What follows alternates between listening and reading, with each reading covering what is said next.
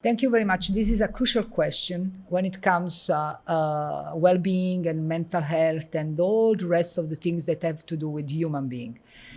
Well, I have a clear position about that. Psychology is cultural in its core. So there is no question. I mean, there is no possibility to understand human being without the cultural component. So it's just, you have to consider that we are living in a culture, we're born in a culture, and this culture is more or less interact with our mind and provided us with a lot of symbols and norms and forms of living that are there, they're part of our culture. And then they are, dialoguing with our mind. So there is, all the time we are immersed in our culture. We do not understand, let's say, we do not touch, we do not really understand the culture because we are totally immersed in them. But anything about us is culturally oriented. This doesn't mean that culture is guiding us 100%. There is still our, let's say, agency and the way in which we can transform culture.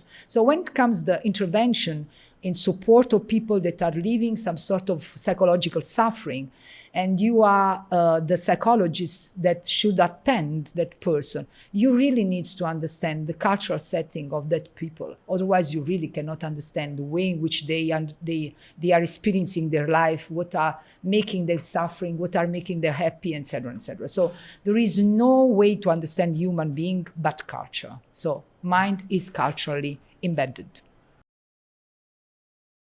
Yes, of course, people that comes to, let's say, that are in needs of some psychological support, they bring to you as a psychologist a lot of differences. So they come with some sort of, let's say, problem, if we can stick on the well-being and the mental health.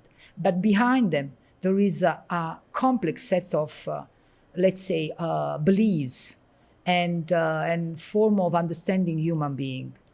And if you think, for instance, the special case of indigenous people, or the special case of migrants, or the special case of displaced people, forced to displace, they come in a new place having a different background. And this different background impact the places or the environments in which they arrive.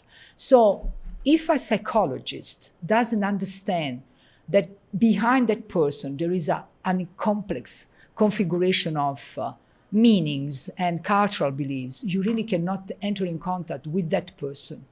And so maybe there is, of course, different expectation. There are the expectations that are, based on their own culture.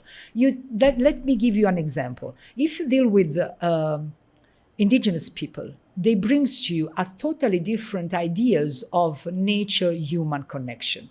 For them, trees, rivers, are as some soul, so they have their own life. So we as a Occidental, weird people, we look at those objects and we consider them objects, while those population, the indigenous population, look at that objects and think they are subjects. So you see there are totally different understanding of the human nature connection. And I'm sure that maybe we can learn much more taking their perspective and not stick on us, because we are limited in that understanding. To what extent we can talk about us, and how big is this us? This is a crucial question in psychology. It's a really crucial question because we are different in many respects, right? So if you leave your country and go in another country, and then you move to another country, and so on and so forth, you really may see a lot of differences. And we may be really on two opposite sides also. So we may be different under many perspectives, like skin color, like education, gender, etc., etc. But the point now is the following: we are super okay, we are super fine in making distinction. We want to make distinction all the time, and we do. We make the demarcation among us. This is how also psychologists have worked over the years and decades. The point is that this is fine. This is super easy. This is super easy. The problem is how to create connection despite these differences. Despite these differences, we are full of differences. I'm different from you, and from many people here around. But how it's possible that without these differences we get along?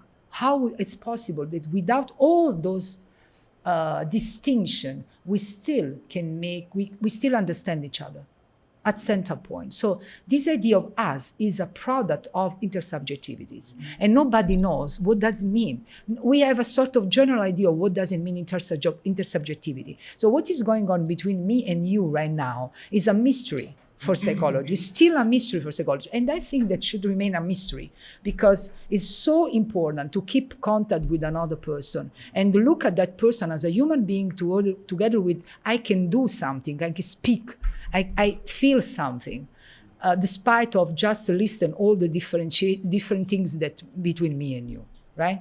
So the effort we should do is like overcoming the distinction and finding the common points that make us human.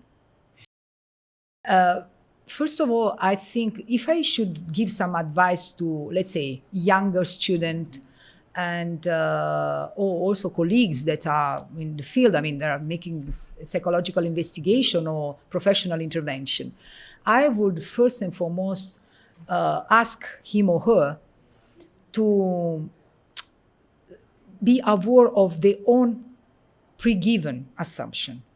Meaning, we are not going and meeting another person, either in the field as our participants or in our place where we are making consultation, without having any sort of pre-given idea. We do not know exactly what are, we have to work out our pre-assumption first.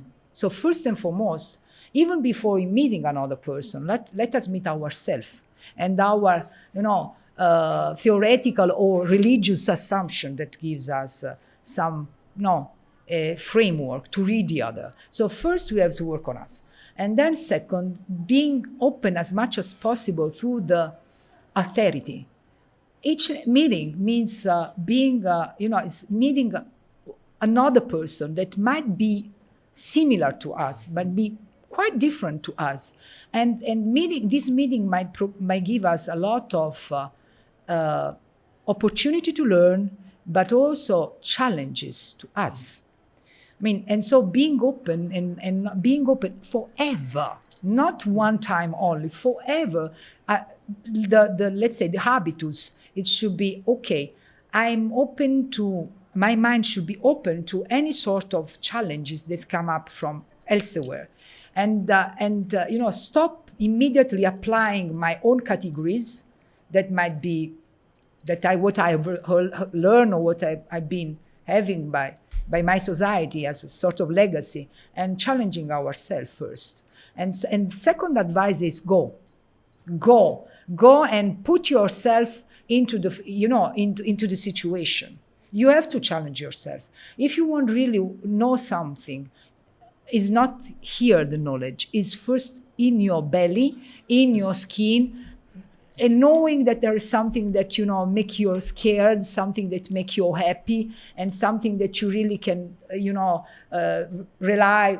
You have to, I really think that knowledge pass through body first. Come to your body first. Your body should be there, and you feel how the things are happening. Then elaborating upon these embodied experiences and making elaborated cognitively and abstractively.